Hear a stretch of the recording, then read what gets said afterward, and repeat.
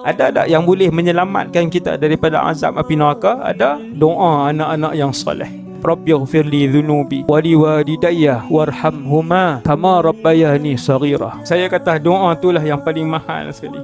8.45 malam anak kita baca. 8.45 malam kubur kita terang. Dia tak ada delay, kena reti. Ada anak 5 orang kena bagi reti dengan Islam. Sebab anak bila dia berdoa walaupun dia fasik sampai waktu tu juga. Sebahagian ulama sebut bila anak baca doa, orang akan mai dekat kubur alam barzakh. Ayah dia, mak dia bawa mai hadiah, anak kamu bawa mai. Tuan-tuan bayang tiap-tiap jam anak dia sebut, tiap-tiap jam dia dapat hadiah. Sebab apa? Anak dia sebut tiap-tiap jam. Rabbighfir li dhunubi wa liwalidayya warhamhuma kama rabbayani saghira. Allah bawa mai. Dan bila anak-anak dia doa kat dia, orang bawa mai hadiah kat dia, dia kata anak aku bawa mai lagi hadiah. Anak aku bawa mai lagi hadiah hari ni. Itulah hadiah anak-anak yang paling berharga di alam barzakh bila mereka mendoakan ibu dan ayah mereka.